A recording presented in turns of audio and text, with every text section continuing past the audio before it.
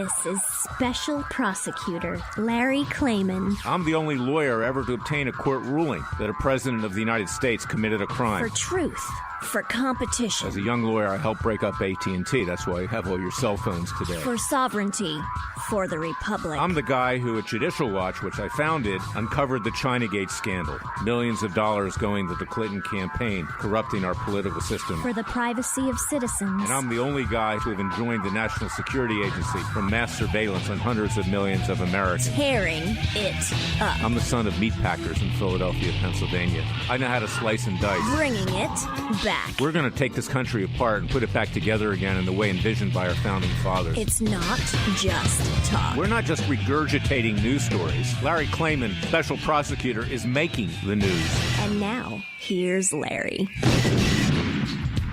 Welcome to this week's edition of Special Prosecutor with Larry Klayman. We have another great show. A lot of news this week, news that Freedom Watch and I personally made. We're not sitting around waiting for other people to do things, such as some other public interest groups.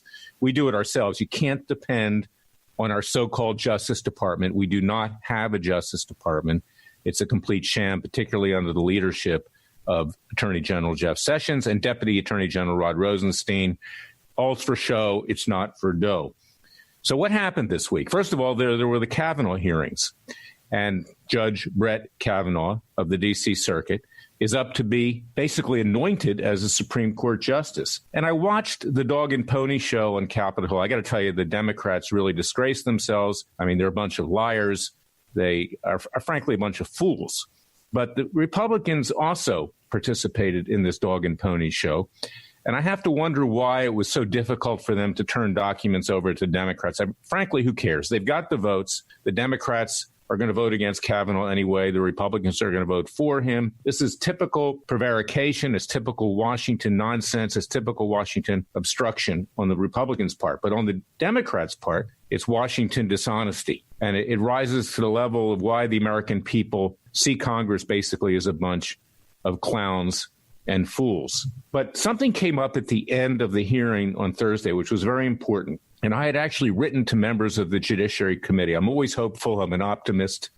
I don't believe that I'll ever give up, even with these fools and clowns up there. But I wanted to put them on the spot. And I told them, I said, you've got to ask questions about our landmark case, Klayman versus Obama, where Freedom Watch obtained preliminary injunctions against the mass illegal surveillance that had been revealed by Edward Snowden and other whistleblowers, some of whom I represented, against the American people. This mass surveillance was without and is without probable cause that a crime is being committed or that there are communications or conspiracies with terrorists. This would be the only basis to do surveillance on an American citizen in particular. But we know that under both President George W. Bush and under Barack Obama, hundreds of millions of Americans have been surveilled without probable cause. The judge in the case where we got the preliminary injunctions ruled that this was almost Orwellian, typical of a police state, something that we would read about in George Orwell's 1984 or Ayn Rand's Atlas Shrugged. And it's serious. So the reason that I contacted the members of the Judiciary Committee is because Judge Brett Kavanaugh had written an unnecessary opinion nullifying the decisions of the lower court, saying that this was unconstitutional under the Fourth Amendment, which it is. The Fourth Amendment protects American citizens against unreasonable searches and seizures, and that's what this is. What happened was, after we got those rulings, the Congress passed the USA Freedom Act, which was supposed to eliminate some loopholes and prevent this from happening. It didn't. We know that the illegal surveillance continued on against President Trump, against his family, against his colleagues, against yours truly, against a client of mine, and others. Anybody who's challenging the government is subject to this mass surveillance, and it can be used for coercion and blackmail, and I'm sure that it has been. That may help explain Chief Justice Roberts' flip on Obamacare at the last minute. What did they have on him? How did President Obama and his henchmen in the deep state use that against the Chief Justice to get him to flip at the last minute on Obamacare? Anyway, at the end of the hearing on Thursday, Senator Patrick Leahy, a Democrat, raised this issue with Brett Kavanaugh, and he had no answer. as to why he had written this opinion which said that the mass surveillance was perfectly okay. He didn't have to write that opinion. The D.C. Circuit at the time vacated, that is, nullified, these preliminary injunctions that we had obtained only because the USA Freedom Act came into effect, and they felt that that solved the issue. It didn't, of course, and we've got lawsuits pending on that. But Kavanaugh wrote that the whole situation was similar to a pen register, just getting a listing of telephone calls. But no, the NSA, the CIA, the FBI actually get the content of your calls. And that's what's different about it. And Leahy challenged Kavanaugh on that. And no sooner than that happened, the so-called fact sheet came out of the White House, quote, setting the record straight, Klayman versus Obama. And when I blast out this radio show today, because I send it out on Freedom Watch's email list, and we put it on our website, I'm going to put this fact sheet up because it shows you how defensive the White House is about this entire issue. And they tried to justify Judge Kavanaugh's opinion, which he didn't need to write. The other two justices that vacated the preliminary injunctions just simply said it's moot, and they left it at that. And there's a rule of judicial construction. If you don't have to say anything, you don't say it. But Kavanaugh wrote this opinion, I think, to curry favor with those in the establishment Republican community, the Bushies, that feel that this mass surveillance is okay. And what the White House pointed out was, well, there was a new case that came out in 2018 called Carpenter versus United States, which said that the government acquisition of cell phone records from a private wireless carrier constitutes Fourth Amendment speech. So Kavanaugh is suggesting now that his decision would be different because of what the Supreme Court ruled in 2018, that you can extend the Carpenter decision to the issue of mass surveillance without probable cause. Well, this is the disingenuous, this is the insincerity of Justice-to-be Kavanaugh. He will be confirmed. And at this point, as I've said, it's too late to turn back. I wish he hadn't been nominated by President Trump. President Trump got bad advice yet again from his counselors, this time Don McGahn, the White House counsel. But it tells you that, in fact, the Supreme Court and people that want to be on the Supreme Court are political animals. And to hear the nonsense coming out of Judge Kavanaugh this week and other Republican senators, that once you're nominated for a judgeship, and in particular to be on the Supreme Court, that all of a sudden you become independent. All of a sudden, all of your political beliefs go down the drain. All of a sudden, you are, in fact, the sole arbiter of the law, and it's going to be fair and neutral, and giving the impression that judges always make decisions according to the law. Now, I know that not to be the case. I have judge friends. They'll tell you, I figure out where I want to go, what decision I want to make, and then I have my law clerks hunt up for law that will justify it. Law in quotes, okay? Because the law can go a lot of different ways. So I don't want people to be fooled by these confirmation hearings. And I'll tell you something. They saw what it was all about with Senator Cory Booker of New Jersey yesterday. Here's a guy who lied to not just his Senate colleagues on the Judiciary Committee, but the American people, and said that he was releasing documents and he was going to risk being expelled from the U.S. Senate because it was the right thing to do, because it showed racial profiling, support of it by Judge Kavanaugh. Well, we found out when the documents ultimately came out that Kavanaugh was actually against it. Here's the hypocrisy. This is what I can't stand, and it's why I love President Trump, is that even the Republicans on that committee, Trey Gowdy, Ben Sasse, Gowdy's not on the committee, he's in the House, but he made a statement that he likes Cory Booker and doesn't understand why he acted that way. And of course, Ben Sasse said, well, I like Senator Booker. You know what? It's not a question of liking people. It's a question of doing the right thing. And this guy's a complete political hack. He wants to run for the U.S. Senate. He wanted to create an issue to dare the Senate to expel him for violating rules, which in fact didn't even apply because the documents had been released and he lied about it. Booker lied about it. But what was he going to do? He was going to play the race card after that. He's African American. He's a constant race baiter. He's worse than even Obama. And, of course, you have Kamala Harris on that Judiciary Committee, who's also a race baiter. And they use their blackness to try to justify their beliefs and to knock the president down and people around him. Well, you know what? I believe in equality for everybody. Martin Luther King was a hero for me, even if he had some connections to the Communist Party. I mean, he said the right thing, and he tried to bring people together. But this was a dog and pony show on Capitol Hill. And Judge Kavanaugh, while, he did a good job for himself, frankly, he didn't answer one question when he was up there. He will be a Supreme Court justice. He's better than what we get from the Democrats. But I'll tell you something, this is far from perfect. And people need to know what the judiciary is all about. It's highly politicized. I'm going to do a conference in Washington, D.C. at the National Press Club in late fall. We're going to bring in experts. I want people to really understand what we're dealing with here because, frankly, they've been deceived during these Kavanaugh hearings as to the so-called neutrality and independence of federal judges in particular. Now, let me talk about two new cases that I brought recently.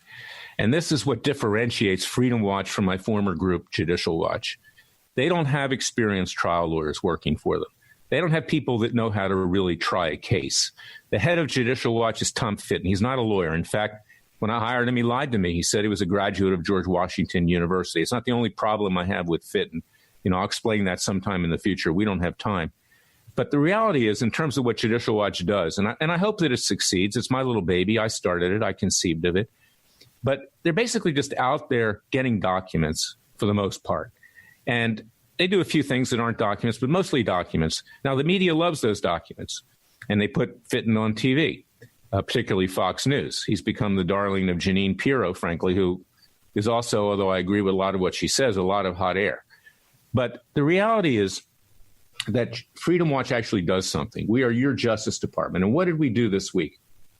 We filed the case against the social media companies, against Google, Facebook, Twitter, Instagram, and of course, YouTube is part of Google, a class action lawsuit. Now, who else would do that? Now, we need your support for that. We need your strong financial support. We need to hire more lawyers. We need to ramp up. It's David against Goliath. And this is important because why are these social media companies censoring conservative, libertarian, and religious speech? Because they are working in tandem with the people like Obama, like Hillary Clinton, like Robert Mueller, like James Comey. This is something which we have to address. Be right back to explain why Sessions is full of it.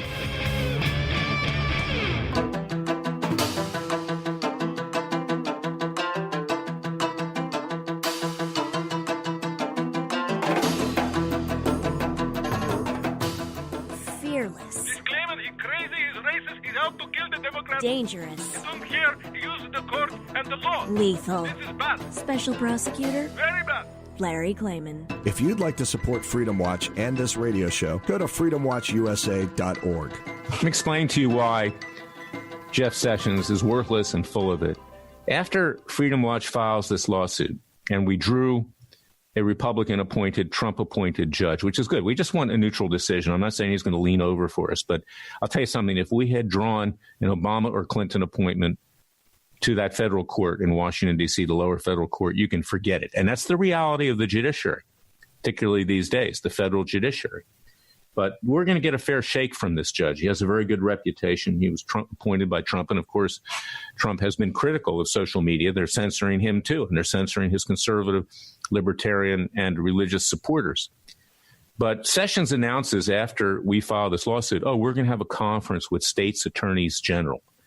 Now, that's a complete sham. I mean, yeah, you're going to talk about what social media has been doing. We know what they've been doing with Alex Jones, with others, with me.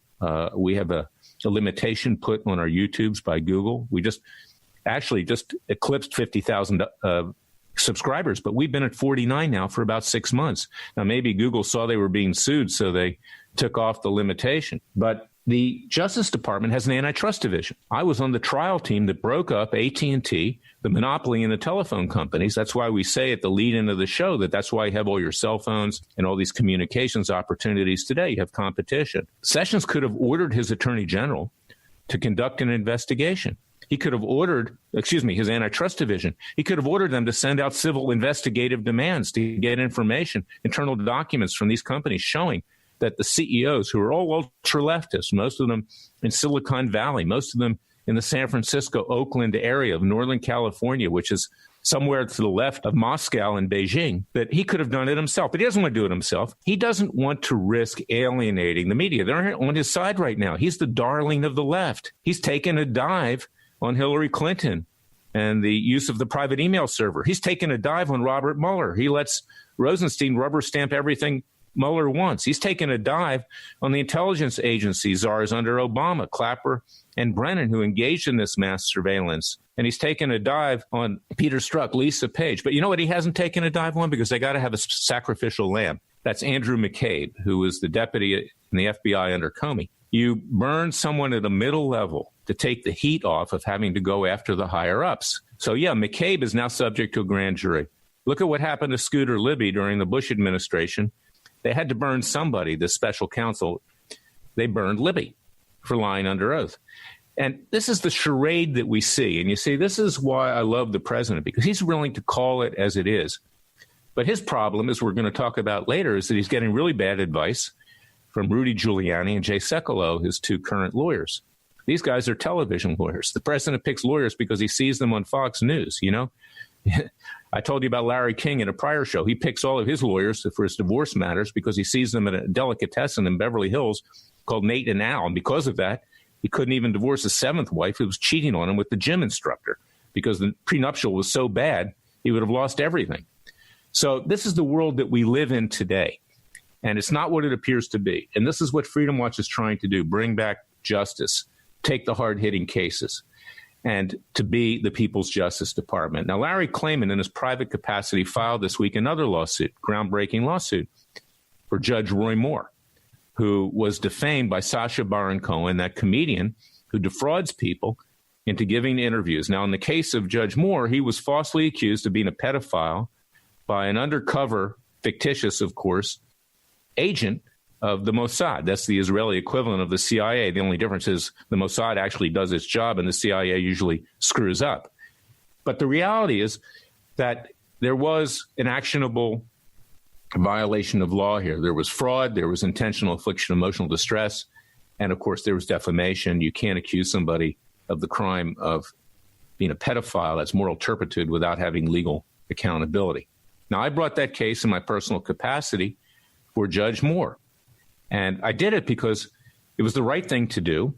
We sued for $95 million worth of damages to put a chink into the side of Sacha Baron Cohen and his benefactors at CBS and Showtime, who allowed this to occur.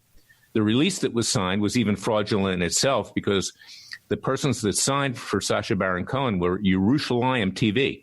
Judge Moore thought he was going to get an award from Israel because he's a big supporter of Israel. He's a person of faith. He loves the Jewish nation. He is Christian. He loves the Jewish nation. Jesus was a Jew, of course. And they tricked him completely into this in a fraudulent way. Now, we brought this lawsuit, and it's going forward, and we drew a Republican judge, which is good. We'll be right back with the next segment of Special Prosecutor with Larry Klayman.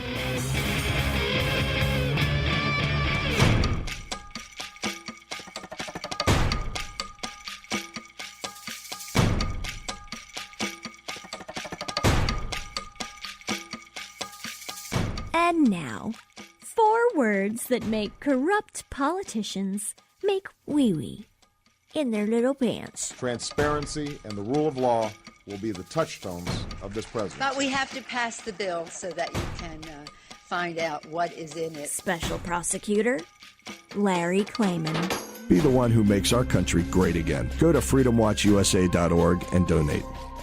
I'm back with Laurel Wimmer. She's a true American patriot. She's a hero. She's fearless. She's somebody who will not be put down and told to shut up. And you all know about her. She's in the media. She's been discriminated against by social media. And she appeared and showed up at a hearing this week in front of the House of Representatives, I believe it was. And it was dealing with the issue of social media. Actually, it was the U.S. Senate, excuse me. And she was shouted down after she raised a question for the head of Twitter, Jack Dorsey. And I want to play this clip, and I want Laura to explain what it is she was trying to accomplish and how she was shut out from making a comment. She wasn't in any way obnoxious. She wasn't loud. She just wanted to be heard, and they shut her down. While over in another room of the Senate this week, you had all these shrews and lunatics screaming during the Kavanaugh hearings, busting it up, and unbelievably, the head of that committee, Charles Grassley, allowed that to continue and called that free speech. So let's listen to the words of Laurel Wimmer in front of this Senate hearing over social media. Please help us, Mr. President, before it is too late, because Jack Dorsey is trying to influence the election, to sway the election. What'd she say? I can't understand her. What? How about it in? 12 and a half, 15, 7 and a half, $20. Laura, tell me what it is you were trying to accomplish and what kind of discrimination you've experienced from Twitter, from Facebook, and these other social media companies on the left who are bent on turning the minds and hearts of the American people against the vision of our founding fathers, creating a leftist dictatorship in effect. And of course, when these social media companies and their CEOs, who are all multimillionaires or billionaires, succeed in having this country flipped over to the far left in terms of its leaders, they'll get more perks and favors from the government and become even richer. So tell us what you were trying to accomplish this week. Well, I showed up to the Twitter hearing, the social media hearings in the House and the Senate this week. And, you know, it was very disturbing to me how they were scheduled at the same time as the Kavanaugh hearing, because free speech is something, it's the one thing that makes this country the greatest country on planet Earth and what separates this country from any other place in the world, right? It's our First Amendment right, something that people from all around the world wish they could have, something that, you know, most people don't get to enjoy. But here in America, we value free speech, but it's under attack by the left. The left wants to censor and shut down conservatives who support Donald Trump. And two of the biggest offenders are Facebook CEO, Facebook CEO Mark Zuckerberg and Twitter CEO Jack Dorsey. And I disrupted the House hearing when Jack Dorsey was speaking because Jack Dorsey was lying to Congress, and that's a crime. And I just was sick to my stomach listening to Jack Dorsey lie as he was asked whether or not Twitter is censoring conservatives, whether they shadow ban people, and he was just making up excuses, lying to members of Congress. And these old men who probably don't even know how to use social media, they probably have staffers who use Twitter for them, they were just sitting there allowing Jack Dorsey to get away with his lies. And for me, I'm a conservative journalist, I'm a Trump supporter, and I have been targeted by Jack Dorsey. Jack Dorsey unverified me on Twitter for speaking the truth about Islam. I am currently under a 30-day Facebook ban, and I've been banned from Facebook multiple times simply for speaking the truth and being a Trump supporter. And I am just sick and tired of having my rights and my First Amendment right and my free speech shut down and violated because these liberals in Silicon Valley want to destroy the First Amendment and silence all Trump supporters so that they can impeach Trump and not have any resistance on social media from his supporters. Well, you know, it's not the first time that you've been courageous, Laura. Tell us some of your other run-ins lately with the left and how they try to shut you down. About a year ago, I stormed the stage of the Shakespeare in the Park Julius Caesar performance in which they were portraying basically assassination porn of President Trump. And I shut it down because the assassination scene, that is. I let them have their play, but I disrupted the assassination scene because you shouldn't be allowed to incite violence against the president. And I was arrested for that. I am also known for confronting very high-profile Democrats and politicians with my cell phone and confronting them with questions that nobody has the courage to ask, but everyone wants to know the answer to. So I've confronted Hillary Clinton, James Comey, Bill Clinton, Chelsea Clinton, Huma Abedin, Keith Ellison, Maxine Waters, and most recently Jack Dorsey, and this video has gone absolutely viral.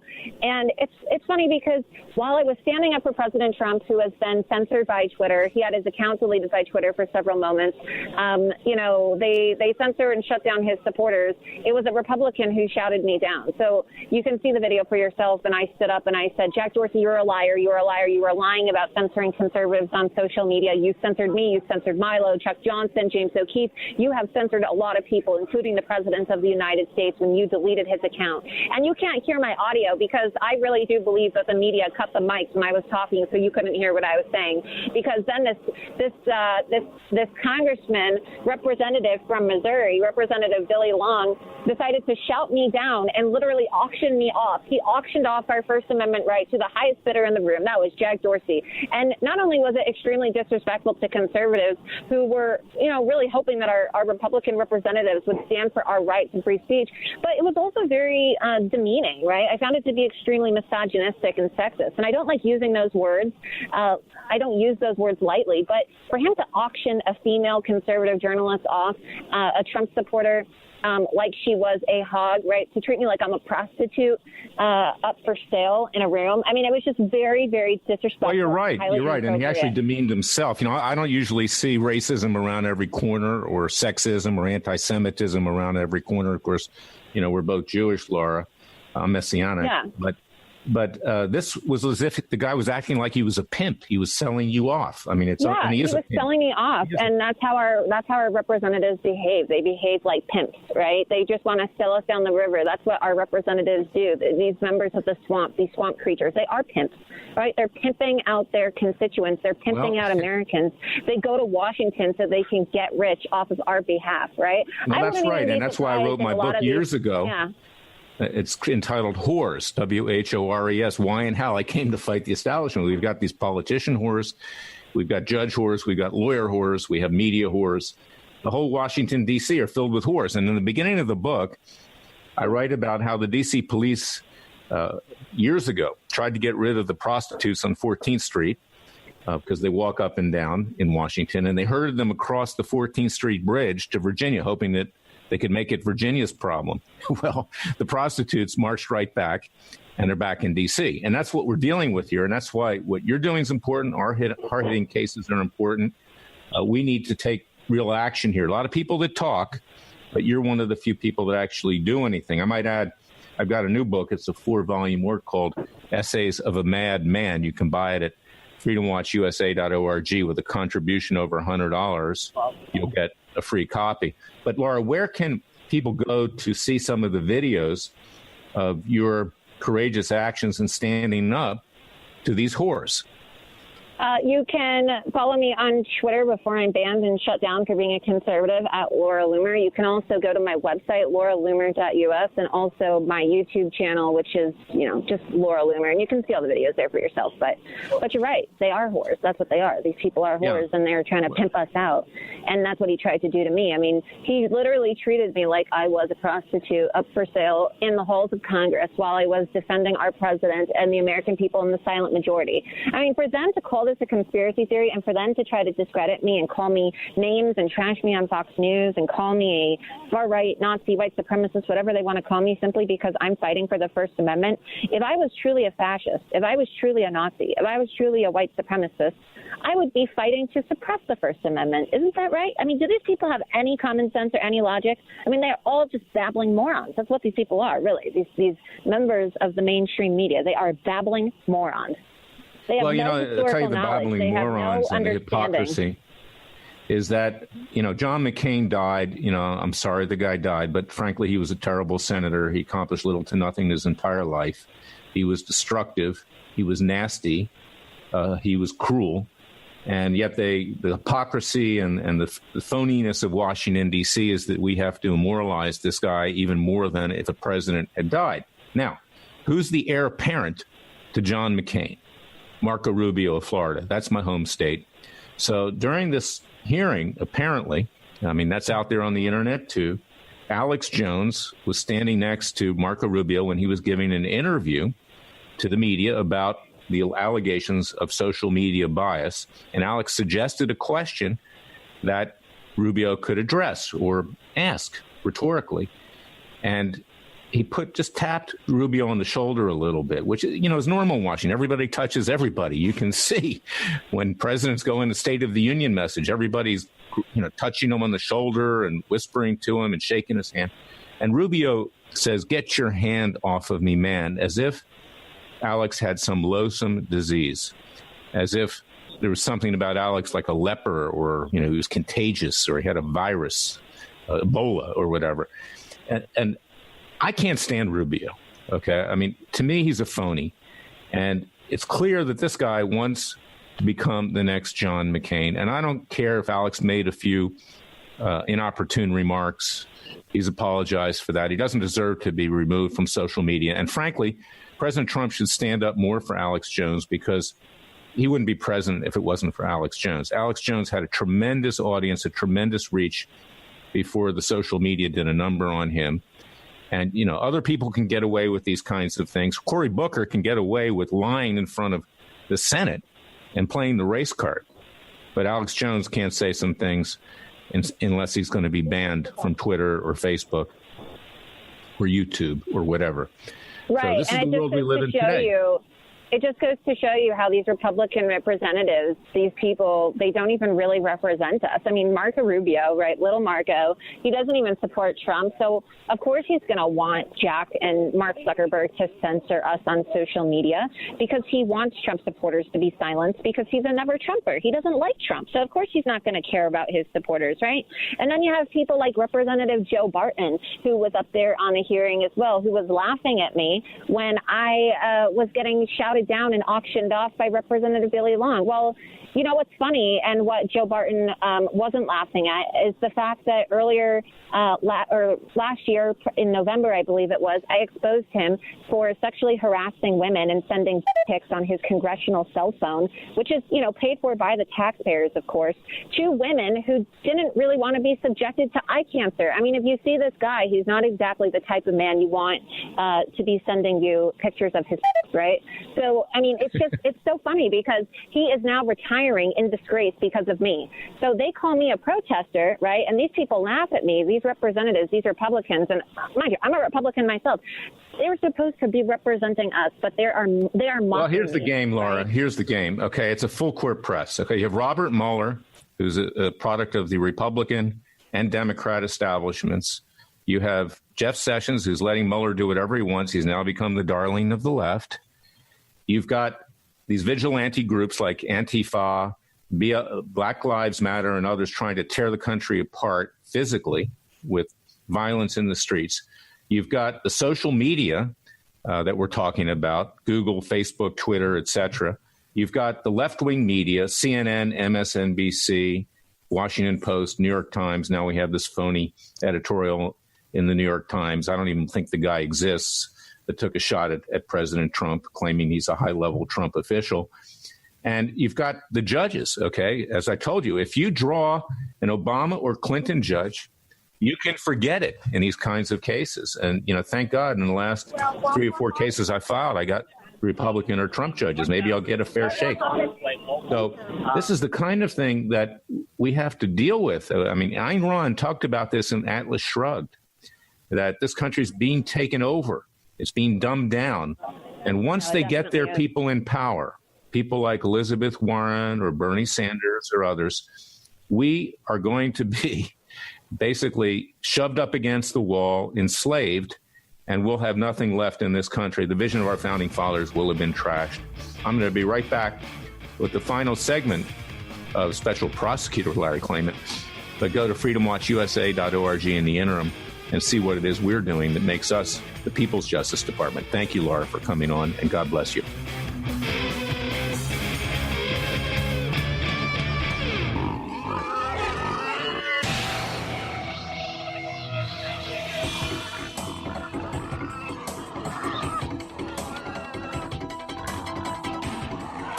Before he was a trial lawyer, he sliced him and diced him. People used to ask me, Larry, what caused you to start Judicial Watch and now Freedom Watch, given the powerful forces in this country that put you at risk? In a meat packing plant. I'm the son of meat packers in Philadelphia, Pennsylvania. I know how to slice and dice. A very special prosecutor, Larry Klayman. If you'd like to support Freedom Watch and this radio show, go to freedomwatchusa.org.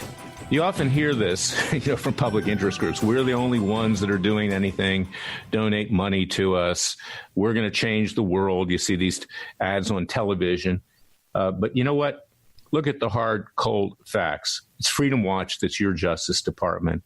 It's Larry Klayman, who, without scratching my own back or tooting my own horn or sounding like a narcissist, I'm willing to risk all for what I believe in. I've always been that way, even before I started Judicial Watch in 1994 and Freedom Watch in 2004.